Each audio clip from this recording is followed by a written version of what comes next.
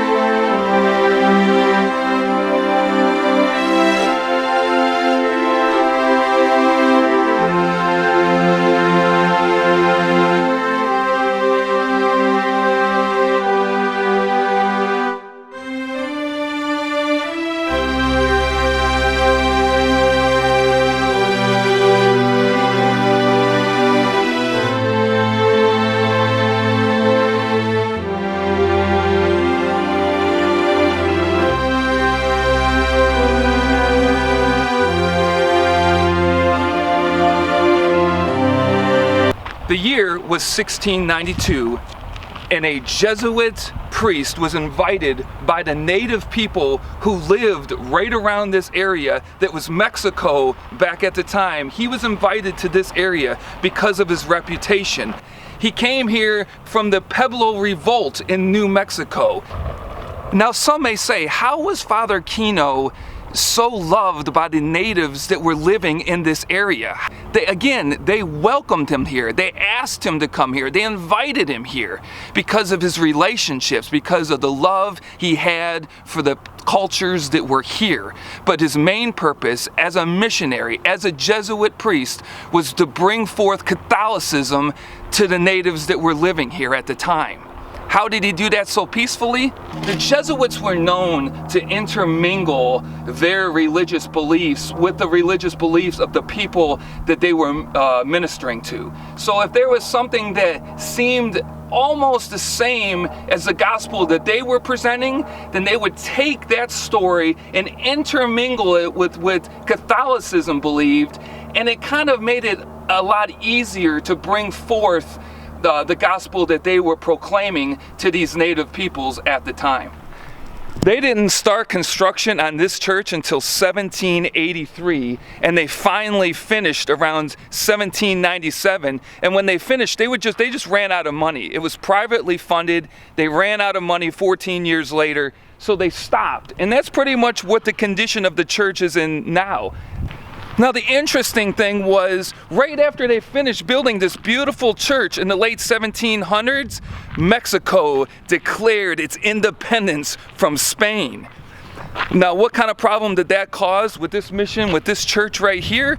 Well, what had happened is, after they declared their independence, Mexico did not have the money to send priests to this area. So what happened by 1830? This beautiful church was abandoned. So the people are here worshiping. It took 14 years to build the church. It's unbelievable on the inside. And then now Mexico doesn't have the money because they're declaring their independence. They don't have any money to send somebody all the way out here to be a priest to these people.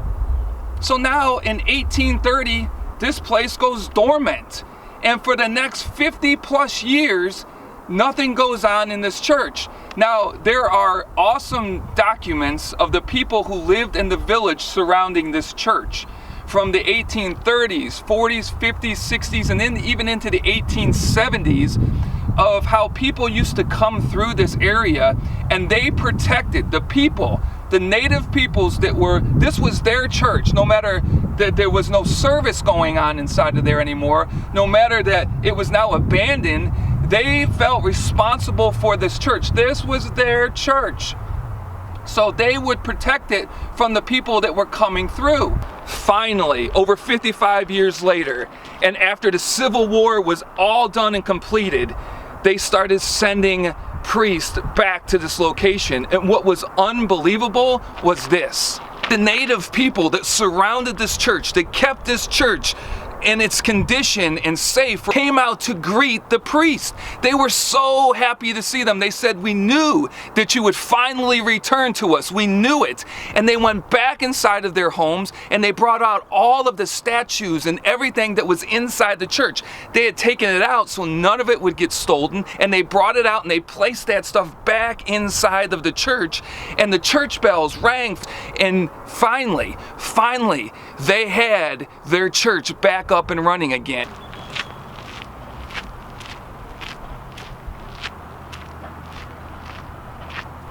If you do decide to take a trip down here to see this awesome church behind me, it's absolutely free. It's open 7 days a week. It opens its doors at 7:30 in the morning, but they do have mass services throughout the day.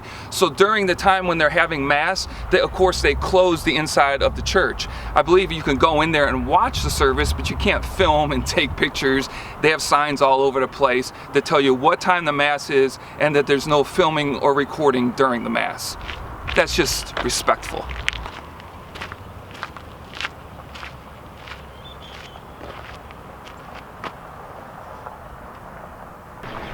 Here's some advice. Get here early. It opens at 7:30. Get here at 7:30, no later than 8:30, because you will not get too many open shots of this church. There are people everywhere. Get here early.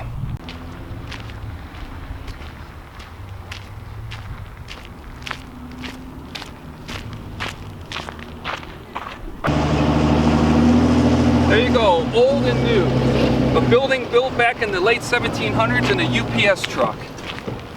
A lot of bees around here. It's a cool day here in Tucson. About 41 degrees, and there's bees flying all around my camera, so I'm just gonna wait here until he decides to fly off.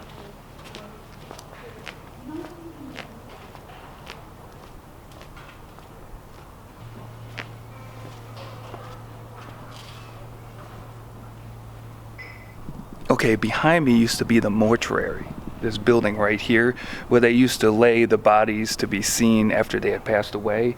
Now it's like they called it some kind of saint's room where they light all these candles in there. There are 2 Franciscan missionaries that are buried inside here in the floor.